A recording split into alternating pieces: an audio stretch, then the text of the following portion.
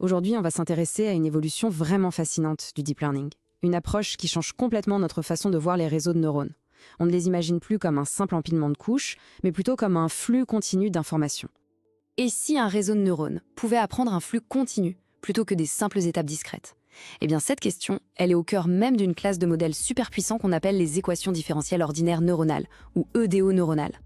Pour bien comprendre ce saut conceptuel, il faut d'abord revenir à quelque chose de plus familier, le concept de couche discrète. Et l'exemple parfait pour ça, ce sont les réseaux résiduels, les fameux ResNet. Alors, un ResNet, comment ça marche? C'est simple, le réseau apprend en empilant les couches les unes sur les autres. Chaque couche effectue une transformation bien définie. C'est un peu comme monter un escalier, marche par marche. Chaque marche nous rapproche un peu plus du sommet. La mécanique au cœur d'un ResNet, elle tient dans cette règle de mise à jour.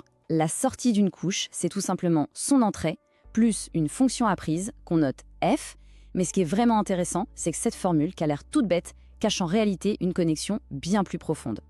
Et c'est justement ce lien caché qui va nous faire basculer du monde discret des ResNet vers le monde continu des équations différentielles.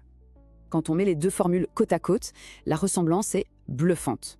La règle de mise à jour d'un ResNet, c'est une sorte de version simplifiée de la méthode d'Euler, qui est une technique de base pour résoudre numériquement une équation différentielle ordinaire.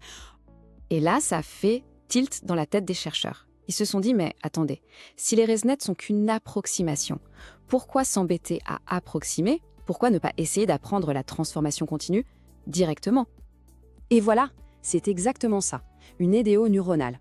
Au lieu d'un empilement de couches, le modèle apprend une seule et unique fonction, qui décrit comment l'état caché évolue de manière continue de l'entrée jusqu'à la sortie. Pour reprendre notre image, on abandonne l'escalier pour prendre un escalator bien plus fluide. Bon, sur le papier, c'est une idée brillante. Sauf que, dans la pratique, cette élégance se heurte à un obstacle assez conséquent, surtout au moment de l'entraînement des modèles. Le gros du problème, c'est la rétropropagation. Pour calculer les gradients à travers le solver d'EDO, la méthode classique nous obligerait à stocker absolument toutes les étapes intermédiaires du calcul. Ça crée un graphe de calcul qui devient vite monstrueux, beaucoup trop gros pour tenir dans la mémoire d'un GPU. Heureusement, il y a une solution, et elle est vraiment très astucieuse. C'est la méthode adjointe.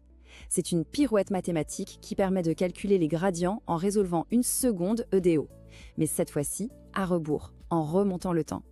On n'a plus besoin de rien stocker. On échange un peu de temps de calcul, mais en contrepartie, le coût mémoire devient constant, en O de 1, et ça, c'est un avantage énorme. Ok, super, on a résolu le problème de la mémoire.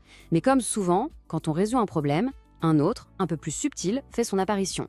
Il s'avère que la dynamique apprise par une EDO neuronale standard peut être assez chaotique, voire instable. Cette visualisation est très parlante. On voit que la transformation apprise est fragile. Les trajectoires sont difficiles à intégrer, elles sont très sensibles aux moindres petits changements, ce qui au final dégrade les performances du modèle. Alors, pour dompter ce chaos, les chercheurs sont allés chercher l'inspiration dans un domaine plus ancien, la théorie du contrôle, et plus précisément le concept de stabilité de Lyapunov. L'idée, c'est d'utiliser un framework comme Lianet. Il va introduire une fonction de perte spécifique, une perte de Lyanet, qui va en quelque sorte pénaliser les dynamiques instables. Ça va forcer le modèle à apprendre un système qui converge toujours et de manière fluide et rapide vers la bonne réponse. Et là, la différence est juste spectaculaire. À gauche, on a le chaos du modèle standard. À droite, la dynamique stable et fiable apprise grâce à Ilianet. Toutes les trajectoires convergent de façon harmonieuse. Le résultat est non seulement plus stable, mais ça permet aussi une inférence plus rapide et ça améliore même la robustesse du modèle. Donc, si on récapitule, les EDO neuronales, c'est un nouveau paradigme qui voit les réseaux comme des flux continus. Ensuite, on a vu que grâce à des astuces comme la méthode adjointe, on peut les entraîner efficacement avec une mémoire constante. Et enfin, des frameworks comme Lianet permettent de s'assurer que les dynamiques apprises sont stables et robustes.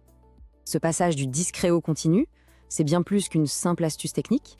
Ça ouvre vraiment la porte à une multitude de nouvelles possibilités. Et ça nous laisse songeurs. Quels autres principes issus des mathématiques continues pourraient bien façonner la prochaine génération d'intelligence artificielle ?